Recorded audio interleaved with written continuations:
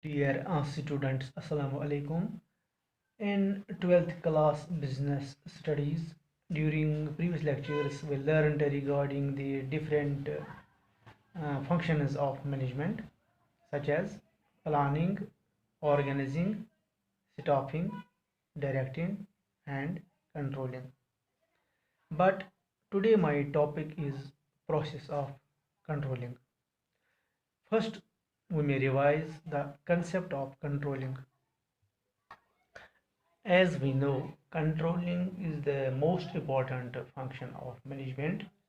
It ensures whether all the work decided under the first four functions of management, that is, planning, organizing, staffing, and directing, are being performed in accordance to the plans or not. If not, then remedial actions may be taken to avoid adverse consequences. In order to contribute towards achievement of organizational objectives, a manager is required to exercise effective control over the activities of his subordinates. Thus, controlling can be defined as a managerial function to ensure that activities in an organization are performed according to the plans. Controlling also ensures efficient and effective use of organizational resources for achieving the goals. Hence, it is a goal-oriented function. Controlling function is performed in all types of organizations, whether commercial or non-commercial, and at all levels of management, that is, top, middle, and supervisory levels. Thus, it is a pervasive function. Dear students, let us now understand the process of controlling. Controlling process consists these systematic steps, and we will try to understand them one by one. The first step in the process of controlling is concerned with setting performance standards. These standards are the basis for measuring the actual performance. Thus, standards act as a lighthouse that warns and guides the ships at sea. Standards are the benchmarks towards which efforts of entire organization are directed. These standards can be expressed both in quantitative and qualitative terms.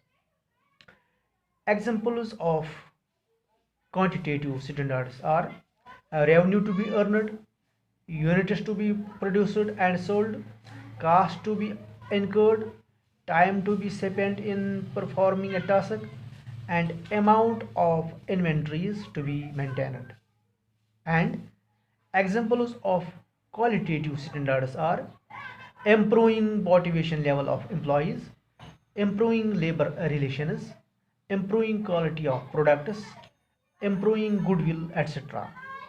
In order to facilitate easy comparison of actual performance with the standards, a manager should try to set these standards in quantitative terms as far as possible. However, in case of qualitative standards, efforts should be made to define these standards in such a way that comparison between easily understandable. For example, for improving customer satisfaction in a restaurant, having self-service standard can be set in terms of time taken to get a table, place the order, and collect the order. Moreover, the standard set should be flexible enough so that necessary changes can be made according to varying situations. Number second setup is measurement of actual performance.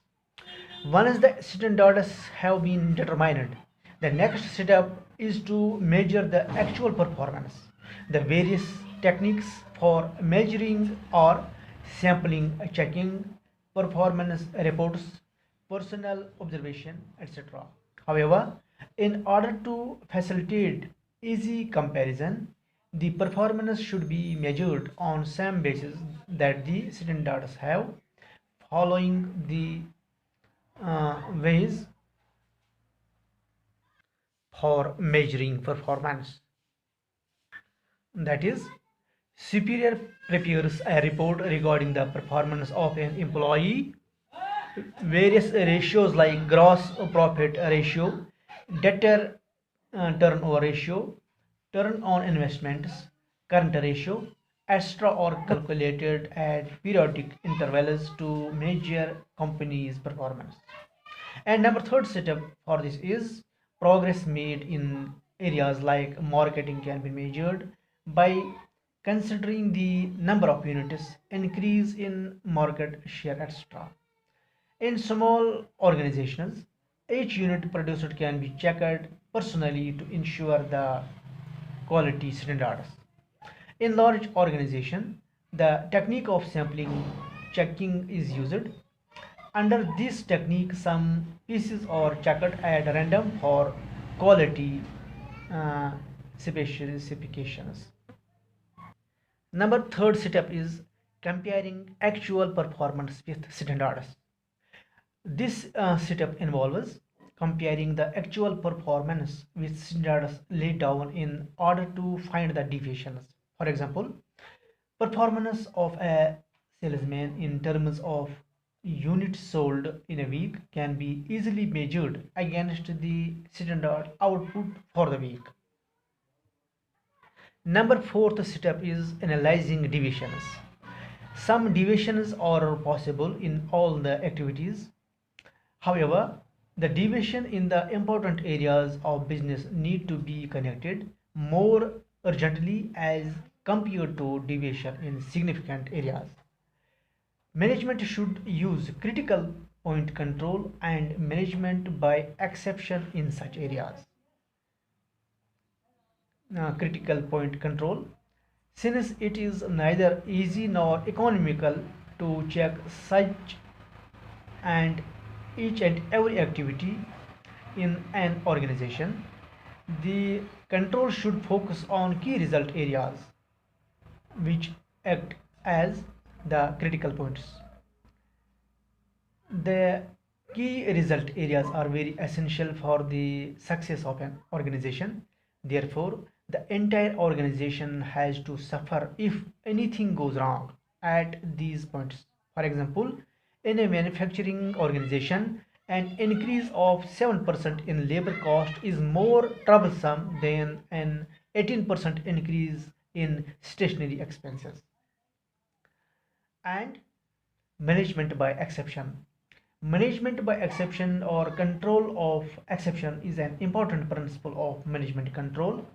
According to this principle, an attempt to control everything result in controlling nothing. Thus, only the important deviations which exceed the prescribed limit should be brought to the notice of management. Thus, if plans provide for a 3% increase in labor cost, deviations beyond 3% alone should be brought to the notice of the management. Number fifth setup is taking corrective actions. The last step in the process of controlling involves taking corrective action. If the deviations are within acceptable limits, no corrective measure is required. However, if the deviations exceed acceptable limits, they should be immediately brought to the notice of the management for taking corrective measures, especially in the important areas. Dear students, this was all about process of controlling, and we'll meet you with the next topic tomorrow inshallah. Till then, Allah Hafiz.